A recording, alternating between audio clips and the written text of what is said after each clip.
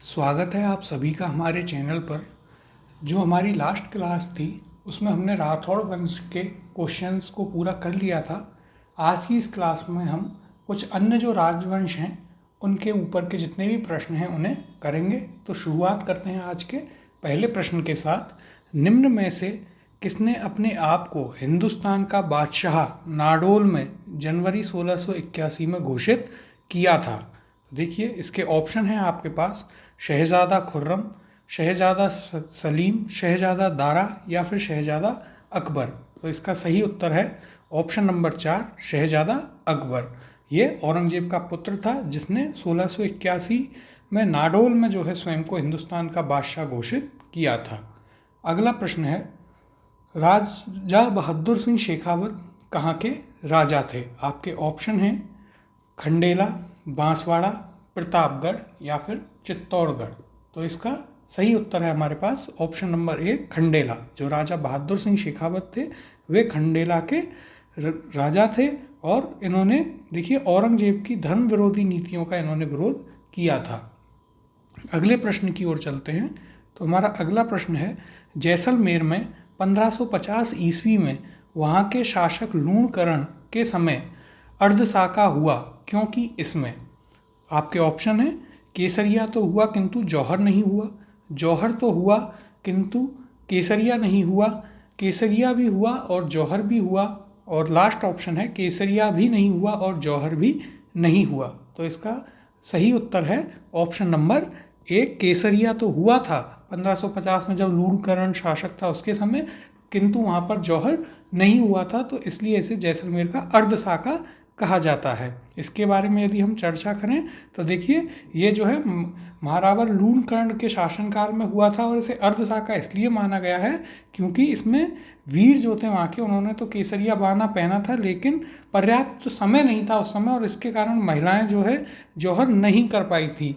और अंत में यह होता है कि जो महिलाएं थीं उन्हें राजपूतों ने ही अपनी ही तलवारों से उन्हें काट दिया था, उनकी हत्या कर दी थी, इसलिए इसे जो है अर्धसाका कहा गया है। अगला प्रश्न देखते हैं, किसमें अर्धसाका हुआ? आपके ऑप्शन हैं गागरोन, चित्तौड़गढ़, जैसलमेर या फिर रणथंभौर। इस प्रश्न का सही उत्तर है ऑप्शन नंबर 3, जैसलमेर में अर्धसाका हुआ था राव लूणकरण के समय में। अगला प्रश्न है, जाट वंश का 18वीं शताब्दी के मध्य में किन भूभागों पर आधिपत्य था? आपके ऑप्शन हैं भरतपुर एवं धौलपुर, धौलपुर एवं करौली, अलवर एवं भरतपुर या फिर भरतपुर एवं करौली। तो इसका सही उत्तर है ऑप्शन नंबर 1, भरतपुर एवं धौलपुर जो क्षेत्र था उस पर जाट राजवंश का जो है शासन था।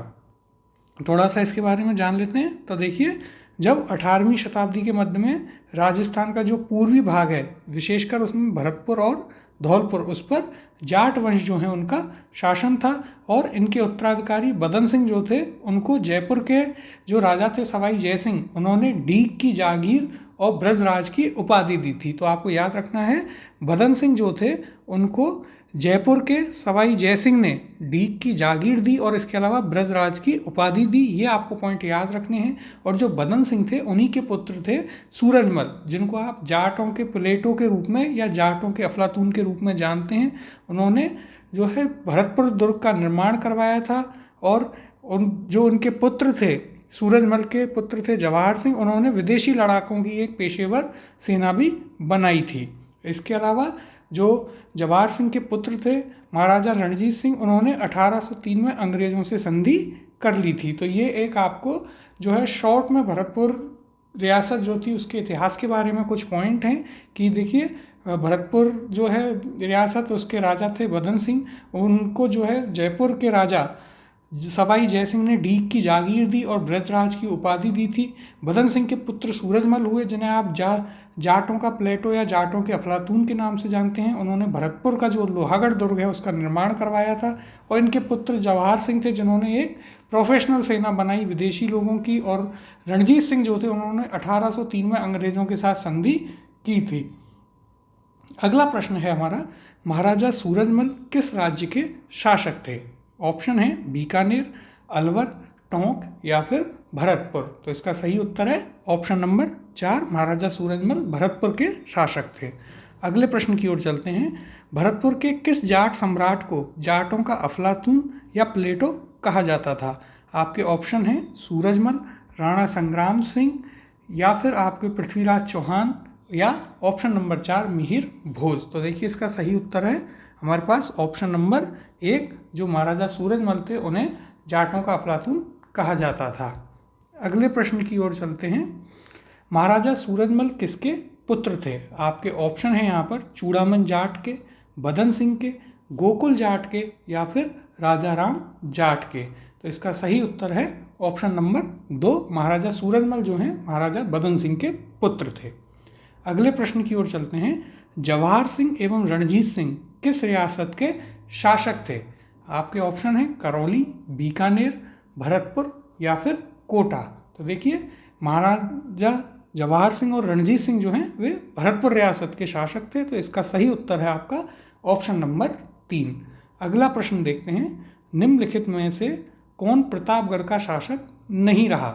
ऑप्शन है क्षेमकर्ण, महारावल प्रताप सिंह, सूरजमल, या फिर रणजीत सिंह। तो इसका सही उत्तर है ऑप्शन नंबर 4, रणजीत सिंह जो हैं वो प्रतापगढ़ के शासक नहीं रहे हैं। अगला प्रश्न देखते हैं। तो देखिए अगला प्रश्न है हमारे पास, महाराजा सूरजमल का अन्य नाम कौन सा था? आपके पास ऑप्शन है नाहर सिंह, रणजीत सिंह, रतन सिंह, या फिर सुजान सिंह।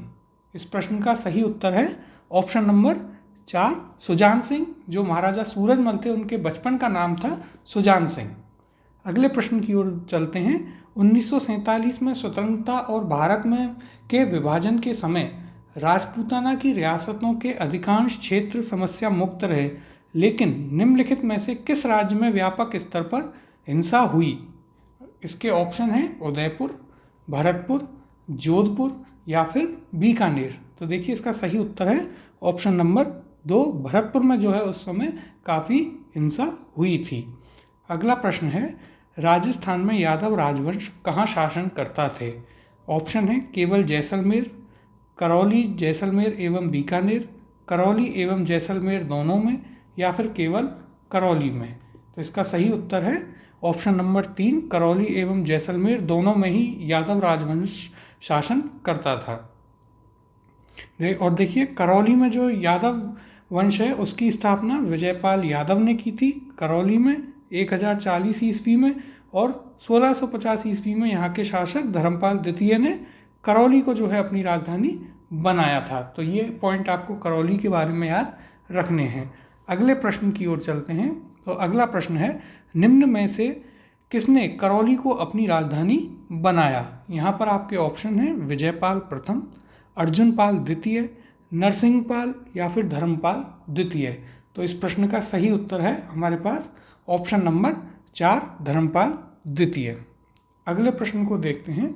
तालाब ए शाही धौलपुर का निर्माण जहांगीर के किस मनसबदार ने करवाया था? ऑप्शन है हमारे पास जलाल खां, अमीर खां, सलेह खां, या फिर हमीद खां। तो देखिए धौलपुर में जो झील स्थित है तालाब शाही, उसका निर्माण जो है सलेह खां ने करवाया था। ऑप्शन नंबर 3 इसका सही आंसर है। तालाब शाही के बारे में यदि हम बात करें तो ये एक झील है जिसका निर्माण फिरोज शाह द्वारा 1286 में किया गया, और ये जो झील है इसके ऊपर एक भव्य इमारत है जिसका निर्माण जो है शाहजहाँ के लिए करवाया था। शाहजहाँ के लिए जहांगीर का जो मनसबदार था सलेह खां, उसने करवाया था। अगले प्रश्न की ओर चलते हैं। तो देखिए हमारा अगला प्रश्न है, धौलपुर के पास निम्नलिखित पर्यटन स्थलों में से किसे 1617 ईस्वी में राजकुमार शाहजहाँ के लिए शिकार स्थल के रूप में निर्मित करवाया गया था? ऑप्शन है हमारे पास पहाड़गंज, चश्मा शाही, तालाब शाही, या फिर हरवान। तो इसका सही उत्तर है ऑप्शन नंबर 3, तालाब शाही का निर्माण करवाया गया था। अगले प्रश्न की ओर चलते हैं। निम्न में से राजस्थान का कौन सा शासक राजवंश यादव राजवंश से संबंधित है? आपके ऑप्शन हैं राठौड़, भाटी, कच्छवाहा, या फिर सिसोदिया। तो देखिए इसका सही उत्तर है आपका ऑप्शन नंबर दो भाटी राजवंश। और हम पहले भी पढ़ के आए हैं कि करौली और जैसलमेर इन दोनों में जो है यादव राजवंश का शासन था। इसके बारे में थोड़ी चर्चा करते हैं। तो देखिए, जैसलमेर पर जो शासन करने वाला भाटी वंश है वह अपने आप को चंद्रवंशी यादव एवं श्री कृष्ण के वंशज मानते थे। तो हमें याद रखना है, वे अपने आप को चंद्रवंशी यादव मानते थे। और जो स्रोत हैं उनके अनुसार यादवों के ही एक वंशज भट्टी ने 285 ईस्वी में भटनेर के दुर्ग का निर्माण किया था और अपना राज्य वहाँ पर स्थापित किया था। और इन्हीं भट्टी के जो वंशज हैं वो आगे जाकर के भाटी कहलाए थे। और जब गजनी का शासक था ढुड्डी, उससे भट्टी के पुत्र जो थे मंगलराव वो परास्त हुए। उसके बाद वो जो है तनोट जैसलमेर आ गए और वहाँ पर उन्होंने भाटी वंश की दूसरी राजधानी की स्थापना की थी। तो जो भाटी वंश है उसके प्रारंभिक इतिहास के बारे में आपको जो पॉइंट हैं वो ये याद रखने हैं कि एक तो ये स्वयं को चंद्रवंशी यादव मानते थे। इनके जो एक वंशज थे भट्टी, उन्होंने जो है भटनेर के दुर्ग का निर्माण करवाया था 285 ईस्वी में और इन्हीं के कारण इनके वंशज भाटी कहलाए। बाद में इन्हीं के पुत्र मंगलराव जो थे वो गजनी के शासक ढुड्डी से परास्त होते हैं और तनोट आ जाते हैं और वहीं भाटी वंश की दूसरी राजधानी स्थापित करते हैं। अगला प्रश्न देखते हैं अब, निम्नलिखित में से कौन टोंक मुस्लिम रियासत का संस्थापक था? आपके ऑप्शन हैं अमीर खां पिंडारी, गुलाब खां कायम खानी, नवाब मोहम्मद शाह या फिर हसन खां मेवाती। तो इसका सही उत्तर है हमारे पास ऑप्शन नंबर 1, जो टोंक रियासत है उसका संस्थापक था अमीर खां पिंडारी। अगला प्रश्न देखते हैं, किस शहर के भील शासक को पराजित करने के बाद जगमाल सिंह ने स्वयं महारावल का ताज पहना था? इसके ऑप्शन हैं आपके पास टोंक, कोटा, बांसवाड़ा और डूंगरपुर। तो देखिए इसका सही उत्तर है आपका ऑप्शन नंबर 3 बांसवाड़ा। जो महारावल जगमाल सिंह थे उन्होंने एक जो भील था बांसना उसको मारा और उसके बाद उन्होंने जो है बांसवाड़ा में गोहिल वंश की जो है स्थापना करी थी। तो आपको याद रखना है किस भील को मारा था, बांसना नामक जो भील था उसे मारकर बांसवाड़ा में गोहिल वंश की स्थापना की थी। अगले प्रश्न की ओर चलते हैं। तो देखिए अगला प्रश्न है, कहाँ के शासकों द्वारा रावल तथा महारावल की उपाधियां ग्रहण की गई थीं? आपके ऑप्शन हैं जोधपुर, डूंगरपुर, कोटा और बीकानेर। तो इसका सही उत्तर है आपके पास ऑप्शन नंबर 2 डूंगरपुर। जो डूंगरपुर और बांसवाड़ा के शासक थे वो जो है रावल और महारावल की उपाधियां ग्रहण किया करते थे। अगले प्रश्न की ओर चलते हैं। तो अगला प्रश्न है, राजस्थान पर आक्रमण करने वाले और 16वीं शताब्दी के आरंभ में एक एकीकृत राज्य बनाने के लिए पहले मुगल सम्राट का क्या नाम है? आपके ऑप्शन हैं यहाँ पर अकबर, बाबर, बहादुर शाह प्रथम या फिर औरंगजेब। तो देखिए इसका सही उत्तर है ऑप्शन नंबर 1 अकबर। अकबर ने जो है एकीकृत राज्य बनाने की पहल की थी और उन्होंने ही ये शुरुआत की थी। अगले प्रश्न को देखते हैं, वागड़ के परमार राजवंश की राजधानी कहाँ थी? इसके ऑप्शन हैं आपके पास चंद्रावती, अर्थूणा, उत्तरडुक जिसे कहते हैं, मालव या फिर जालौर। तो देखिए इसका सही उत्तर है आपका ऑप्शन नंबर 2 अर्थूणा। जो अर्थूणा था वह वागड़ के परमार राजवंश की राजधानी थी। अगला प्रश्न है, कवि वृष की उपाधि किस राजा को दी गई थी? ऑप्शन है आपके पास अभय सिंह, मुंज, प्रताप सिंह या फिर राव जोधा। तो इसका सही उत्तर है ऑप्शन नंबर 2, जो मुंज थे, राजा मुंज, उनको जो है कवि वृष की उपाधि दी गई थी। इनके बारे में थोड़ा सा जान लेते हैं। तो देखिए जो परमार थे उनका मूल स्थान मालव था और इन्हीं के मुंज परमार ने आहड़, चित्तौड़, चंद्रावती जो आबू है आज के समय का, किराड़ू यानी कि बाड़मेर और अर्थूना यानी बांसवाड़ा पर अधिकार कर लिया था। जो मुंज हैं उनकी ख्याति एक विद्वान और विद्वानों के संरक्षक के रूप में रही हमेशा। और जो मालवा के प्रतापी शासक थे मुंज, उन्होंने जो है एक उपाधि धारण की थी जो है कवि वृष। तो याद रखना है आपको, ये एक परमार राजा थे मुंज और इन्होंने अपने समय में आहड़, चित्तौड़, आबू, बाड़मेर, बांसवाड़ा इन सभी को अपने अधिकार में कर लिया था और इन्होंने उपाधि ली थी कवि वृष की। अगले प्रश्न की ओर चलते हैं। तो अगला प्रश्न है आपके पास, आबू के परमार वंश का संस्थापक कौन था? इसके ऑप्शन हैं मूलराज, कटनी राज, उत्पल राज या फिर धूमराज। तो देखिए इसका सही उत्तर है हमारे पास ऑप्शन नंबर 4 धूमराज। जो आबू का परमार वंश है उसकी स्थापना जो है धूमराज ने की थी। लेकिन एक चीज़ हमें याद रखनी है कि ये जो वंश है इसकी वंशावली आपको मिलती है उत्पल राज से, वहाँ से जो है इसकी वंशावली प्रारंभ होती है। और आबू के परमारों की राजधानी जो थी वह थी चंद्रावती। तो कुछ पॉइंट आपको याद रखने हैं कि आबू के परमारों का संस्थापक जो है धूमराज था और वंशावली जो है इनकी प्रारंभ होती है उत्पल राज से और इनकी राजधानी थी चंद्रावती। ये कुछ पॉइंट आपको याद रखने हैं। अगले प्रश्न की ओर चलते हैं। आबू के परमारों की प्राचीन राजधानी थी, आपके ऑप्शन है सिरोही, भीनमाल, चंद्रावती या फिर शिवगंज। तो इसका सही उत्तर है ऑप्शन नंबर 3 चंद्रावती। अगले प्रश्न की ओर चलते हैं। चावड़ों का सबसे प्राचीन राज्य कौन सा था? ऑप्शन है बीकानेर, भीनमाल, जैसलमेर या फिर अलवर। तो देखिए इसका सही उत्तर है आपका ऑप्शन नंबर 2 भीनमाल। चावड़ों का यह सबसे प्राचीन राज्य था। और यहाँ पर जो है चीनी यात्री जो था ह्वेनसांग वह भी आया था। देखिए ह्वेनसांग यहाँ पर 641 ईस्वी में यहाँ पर आया था और उस समय जो है भीनमाल पर चावड़ा शासन कर रहे थे। अगले प्रश्न को देखते हैं। तो अगला प्रश्न है, किसको पराजित कर प्रतिहारों ने भीनमाल के राज्य पर अधिकार प्राप्त किया? ऑप्शन है चौहानों को, चावड़ों को, गुहलोतों को या फिर भाटियों को। तो इसका सही उत्तर है ऑप्शन नंबर 2 चावड़ों को पराजित कर प्रतिहारों ने भीनमाल पर अधिकार किया था। अगले प्रश्न को देखते हैं।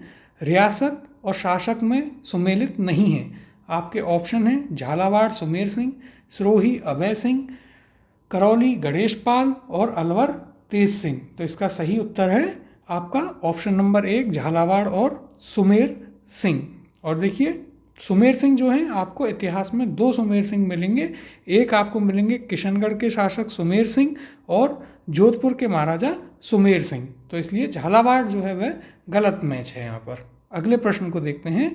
राजपूताना के किस क्षेत्र पर वरीक वंश ने शासन किया था? आपके ऑप्शन हैं बयाना, अलवर, बदनौर या फिर ओसियाँ। तो देखिए वरीक वंश ने जो है बयाना पर शासन किया था। ऑप्शन नंबर 1 यहाँ पर आपका सही उत्तर है। इसके बारे में यदि हम बात करें तो देखिए बयाना, जिसे पहले विजयगढ़ के नाम से जानते थे, वहाँ पर प्रस्तर शिलालेख जो है उससे विष्णुवर्धन नामक वरीक वंश के राजा का उल्लेख मिलता है, जिसके पिता का नाम था यशोवर्धन। और यह ऐसी संभावना मानी जाती है कि ये समुद्रगुप्त जो था उसके सामंत रहे होंगे। तो आपको याद रखना है बयाना जो है भरतपुर में वह पहले विजयगढ़ के नाम से जाना जाता था और वहाँ पर प्रस्तर जो शिलालेख है उससे एक राजा का नाम पता चलता है जिसका नाम है विष्णुवर्धन और वह वरीक वंश का राजा था और ऐसा माना जाता है कि ये समुद्रगुप्त के सामंत रहे होंगे। अब अगले प्रश्न को देखते हैं। तो राजपूतों के नगरों और प्रासादों का निर्माण पहाड़ियों में हुआ क्योंकि वहाँ शत्रुओं के विरुद्ध प्राकृतिक सुरक्षा के साधन थे, वह प्रकृति प्रेमी थे, वह नगर जीवन से घृणा करते थे या फिर वह बर्बर थे। तो देखिए इसका सही उत्तर है ऑप्शन नंबर 1 वहाँ शत्रुओं के विरुद्ध प्राकृतिक सुरक्षा के साधन थे और अधिकतर दुर्ग जो हैं वह आपको नगर दुर्ग उस समय के ऐसे ही पहाड़ियों पर मिलेंगे। अगले प्रश्न की ओर चलते हैं। तो देखिए हमारा अगला प्रश्न है, पंडित हरनारायण शर्मा को अलवर के किस शासक ने अपना सलाहकार नियुक्त किया था? ऑप्शन है आपके उदय सिंह, जय सिंह, राम सिंह या फिर मान सिंह। तो देखिए इसका सही उत्तर है हमारे पास ऑप्शन नंबर 2 जय सिंह जो थे उन्होंने पंडित हरनारायण शर्मा को अपना सलाहकार नियुक्त किया था। और यदि हम बात करें पंडित हरनारायण शर्मा की तो ये अलवर प्रजामंडल के संस्थापक थे, जिसे हम आगे मॉडर्न राजस्थान हिस्ट्री में पढ़ेंगे। इन्होंने जो है छुआछूत निवारण संघ, वाल्मीकि संघ और आदिवासी संघ की स्थापना की थी और उस समय जो महाराजा जयसिंह थे उन्होंने इनसे प्रभावित होकर इन्हें अपने सलाहकार मंडल में नियुक्त किया था। अगला प्रश्न देखते हैं। युआन च्वांग द्वारा उल्लिखित पीलो मोलो के रूप में किस स्थान की पहचान की गई है? आपके ऑप्शन हैं यहाँ पर बैराठ, भीनमाल, जालोर या फिर पाली। तो देखिए इसका सही उत्तर है आपका ऑप्शन नंबर 2 भीनमाल। पीलो मोलो के रूप में जो है युआन च्वांग ने जो लिखा था उसमें पीलो मोलो के नाम से भीनमाल को संबोधित किया गया है। इसके बारे में यदि हम चर्चा करें तो देखिए हर्षवर्धन जो था उसके समय भीनमाल जो था जिसे आप खगोलविद जो थे ब्रह्मगुप्त और कवि माघ की जन्मस्थली के रूप में आप जानते हैं। ब्रह्मगुप्त हम जानते हैं कि हर्षवर्धन के दरबार में थे। वहाँ उस समय जो है ह्वेन त्सांग जो था या फिर युआन च्वांग जिसे आप कहते हैं वह यहाँ की यात्रा पर आया था। उसने भारत की यात्रा की थी और उसने एक ग्रंथ लिखा था सियूकी नामक जो ग्रंथ है उसमें उसने एक गुर्जर राज्य था जिसे कुचीलो लिखा है यानी कि गुर्जर, और इनकी राजधानी बताई है भीनमाल जिसका नाम उसने पीलो मोलो लिखा है। तो ये पॉइंट आपको यहाँ पर याद रखना है। अगला प्रश्न देखते हैं, चीनी यात्री जिसने भीनमाल की यात्रा की थी। ऑप्शन है फाहयान, संगयुन, ह्वेन त्सांग या फिर इत्सिंग। तो इसका सही उत्तर है आपका ऑप्शन नंबर 3 ह्वेन त्सांग, या फिर आप इसे युआन च्वांग के नाम से भी जानते हैं। आगे अपना अगला प्रश्न देखते हैं। तो हमारा अगला प्रश्न है, कौन सी नगरी महाकवि माघ की नगरी के तौर पर जानी जाती है। इसके ऑप्शन हैं भीनमाल, सिरोही, आबू या फिर रणकपुर। तो इसका सही उत्तर है ऑप्शन नंबर 1 भीनमाल। अगले प्रश्न को देखते हैं, किसके समय ह्वेन त्सांग राजस्थान आया था। ऑप्शन है आपके राजा भारमल के समय, राणा कुंभा के समय, राणा सांगा के समय या फिर हर्षवर्धन के समय। तो देखिए ह्वेन त्सांग जो भारत आया था वह हर्षवर्धन के समय आया था। तो ऑप्शन नंबर 4 यहाँ पर हमारा सही उत्तर है। अगला प्रश्न देखते हैं। अगला प्रश्न है, ब्रह्म सिद्धांतों के लेखक ब्रह्मगुप्त ने किस शहर में रहकर गणित संबंधी ज्ञान का प्रसार किया था। आपके ऑप्शन है यहाँ पर जालौर, सिरोही, भीनमाल या फिर आबू। इसका सही उत्तर है ऑप्शन नंबर 3 भीनमाल में रहकर जो है वह ब्रह्मगुप्त जो थे उन्होंने गणित संबंधी ज्ञान का प्रसार किया था। अगला प्रश्न है हमारा, दत्तानी के युद्ध के समय सिरोही का शासक था। ऑप्शन है इसके राव करण सिंह, अमर सिंह राठौड़, महाराव सुल्तान या फिर महाराव विजय सिंह। तो देखिए जो दत्तानी का युद्ध था सिरोही में हुआ था 1583 में, उस समय सिरोही के शासक थे आपके महाराव सुल्तान। तो ऑप्शन नंबर 3 यहाँ पर सही आंसर होगा। और किस किस के बीच में हुआ था, तो देखिए सिरोही महाराव सुल्तान और अकबर की सेना के बीच में हुआ था, जिसमें उन्होंने अकबर की सेना के 9 सेनापतियों को हराया था। तो ये भी एक इम्पॉर्टेंट चीज़ आपको याद रखनी है। अगले प्रश्न की ओर चलते हैं। तो देखिए अगला प्रश्न है हमारा, अलाउद्दीन खिलजी के समय शासक स्थान जो सुमेलित नहीं है वह हमें बताना है। ऑप्शन है रणथंबोर हम्बीर देव चौहान, सिवाड़ा शीतल देव, चित्तौड़गढ़ रावल रतन सिंह और ऑप्शन नंबर 4 जोधपुर वीरम देव। तो इसका सही उत्तर होगा आपका ऑप्शन नंबर 4 जोधपुर वीरम देव। यह जो है अलाउद्दीन खिलजी के समय का जो है शासक और स्थान सुमेलित नहीं है। अगला प्रश्न देखते हैं, मध्यकालीन युद्धों को काल क्रमानुसार कीजिए। कौन कौन से युद्ध दे रखे हैं, तो देवराई, धर्मत, सामूगढ़ और सामेल। अब ऑप्शंस देखते हैं, 1 2 3 4, 2 3 1 4, 4 2 3 1 या फिर 1 3 2 4। तो देखिए देवराई और ये जो युद्ध दे रखे हैं इनका यदि हम काल देखें तो देखिए देवराई का युद्ध आपका हुआ था 1659 में, धर्मत का जो युद्ध है वो आपका हुआ था 1658 में। यदि बात करें हम सामूगढ़ के युद्ध की तो ये भी जो है आपका 1658 में हुआ था, और सामेल के युद्ध की बात करें तो ये आपका हुआ था 1544 में। तो देखिए इनके हिसाब से इसका आंसर होगा ऑप्शन नंबर 3। अगला प्रश्न देखते हैं हम अपना। अगला प्रश्न है, युद्ध वर्ष में सुमेलित नहीं है। इसके ऑप्शन है आपके पास खातौली का युद्ध 1517, खानवा का युद्ध 1527, सामेल का युद्ध 1562 और हरमाणा का युद्ध 1557। तो इसका सही उत्तर है ऑप्शन नंबर 3 सामेल का युद्ध। 1562 ना होकर के सामेल का युद्ध हुआ था आपके 1544 में। अगले प्रश्न की ओर देखते हैं। तो हमारा अगला प्रश्न है, बूंदी रियासत किन 2 शासकों के अधीन फली फूली थी।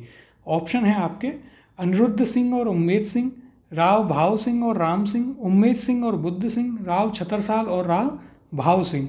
तो देखिए इसका सही उत्तर है हमारे पास ऑप्शन नंबर 4 राव छतरसाल और राव भाव सिंह जो थे उनके समय में बूंदी रियासत जो है वह काफ़ी फली फूली थी। अब थोड़ी सी चर्चा करते हैं इसके ऊपर।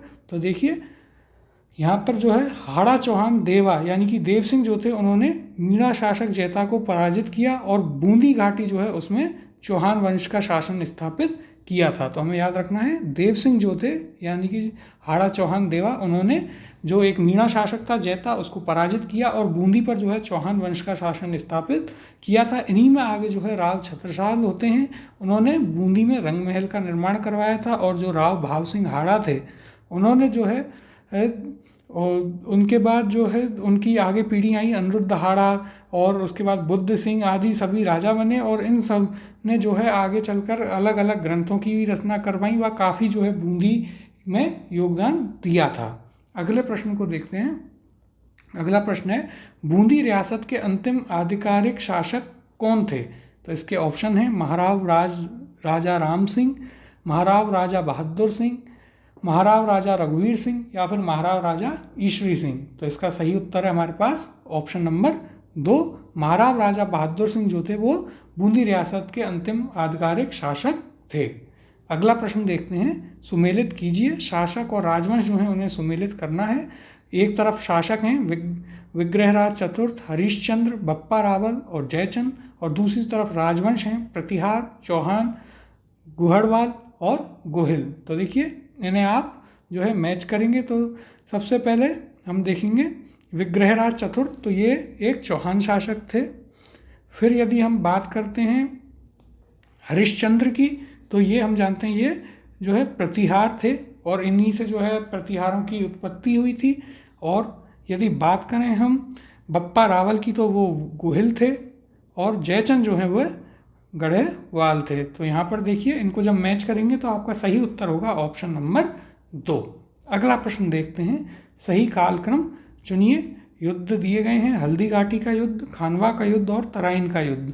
इनके ऑप्शन है आपके पास 1 2 3, 2 3 1, 3 2 1 और 1 3 2। तो देखिए यहाँ पर सही कालक्रम है आपका ऑप्शन नंबर 3, 3 2 और 1। हम सभी जानते हैं पहले तराइन का युद्ध होता है 1191 में होता है, फिर एक बार 1192 में होता है, फिर खानवा का युद्ध होता है और महाराणा प्रताप के समय होता है आपके हल्दी घाटी का युद्ध। अब हम देखते हैं इसके बाद अपने अगले क्वेश्चन को। तो हमारा अगला प्रश्न है, कपितय राजपूत शासकों की सूची में से उन 2 का चयन करें जिन्होंने मुगलों का सहयोग नहीं दिया। नाम दे रखे हैं राणा सांगा, चंद्रसेन, मानसिंह और राय सिंह।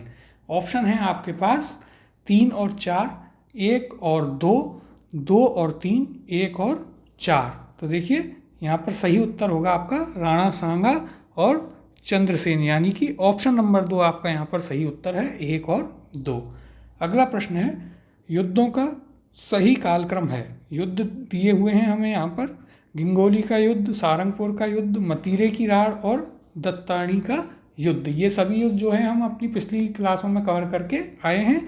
तो अब हमें इनके कालक्रम को बताना है। तो देखिए ऑप्शन है 1 4 3 2, 2 4 3 1, फिर है 1 2 3 4 और 1 2 4 3। तो देखिए यहाँ पर आपका सही उत्तर होगा ऑप्शन नंबर 2। सबसे पहले सारंगपुर का युद्ध आएगा, फिर दत्तानी का युद्ध, फिर मतीरे की राड़ जो हमने कल ही डिस्कस किया था और फिर है आपकी गिंगोली का युद्ध।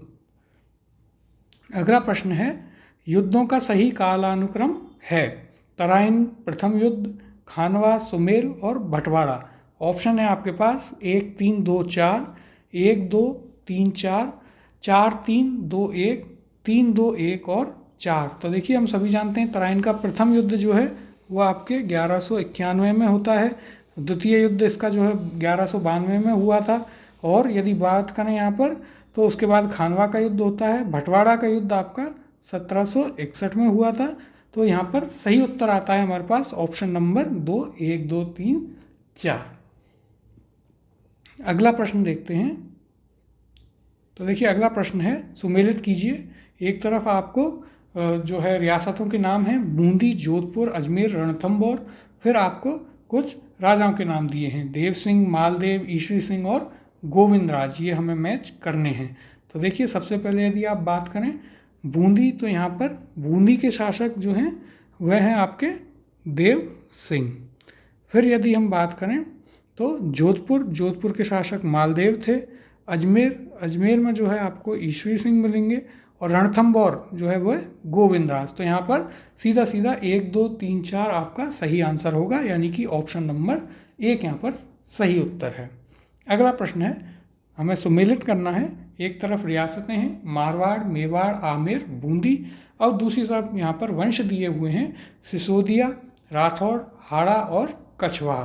तो देखिए मारवाड़ में जो है आपके राठौड़ों का शासन था, यानी कि 2 से मैच होगा, और जो मेवाड़ है वहाँ पर सिसोदिया या गोहिल राजवंश, तो ये 1 से होगा। आमेर जो है वह कछवाहों की राजधानी थी 4, और बूंदी जो है वह हाड़ाओं की थी। तो यहाँ पर आपका सही उत्तर हो जाएगा ऑप्शन नंबर 1, 2, 1, 4, 3 जिसमें मैच हो रहा है। अगले प्रश्न की ओर चलते हैं।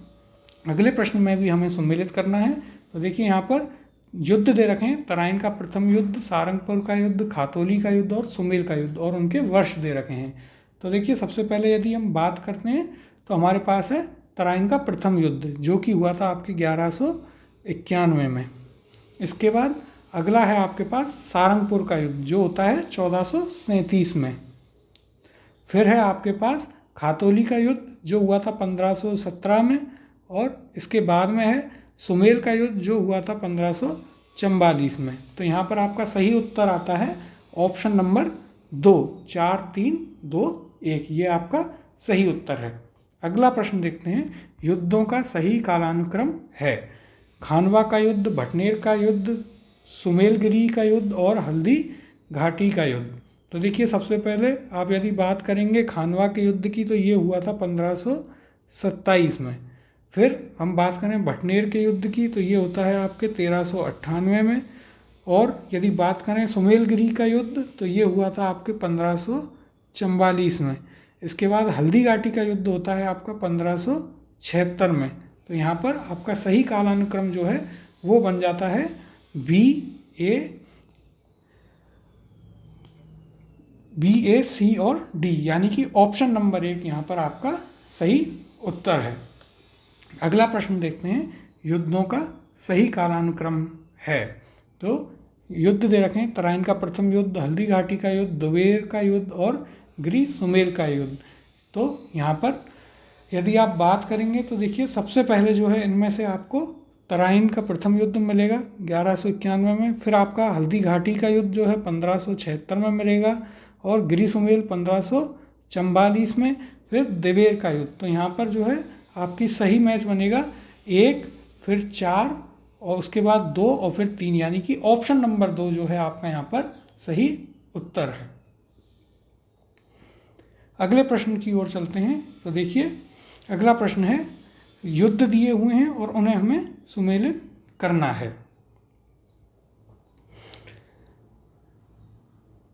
तो देखिए यहाँ पर युद्ध कौन कौन से दिए हुए हैं, गागरोन का युद्ध, सारंगपुर का युद्ध, सुमेल का युद्ध और साहिबा का युद्ध। इनके वर्ष हैं 1519, 1544, 1437 और 1541 से 1542। तो यहाँ पर ये आपको मैच करने हैं। तो देखिए गागरोन का जो युद्ध है वो होता है आपके 1519 में।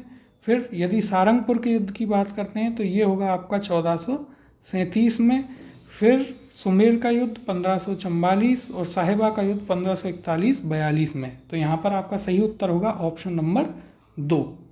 अगला प्रश्न है, युद्धों का सही कालानुक्रम है। गागरोन का युद्ध, सारंगपुर का युद्ध, बयाना का युद्ध और मावली का युद्ध। तो देखिए यहाँ पर आपका सही उत्तर होगा, सबसे पहले सारंगपुर का युद्ध होगा, उसके बाद गागरोन का, फिर बयाना का और फिर मावली का युद्ध। तो यानी कि ऑप्शन नंबर 2, 2, 1, 3, 4 यह आपका सही उत्तर होगा। तो ये थे हमारे आज के प्रश्न, और इन्हीं के साथ जो है हमने जितने भी राजवंश हैं उन सभी के प्रश्न हल कर लिए हैं। अब अगली क्लास में हम दूसरा टॉपिक स्टार्ट करेंगे।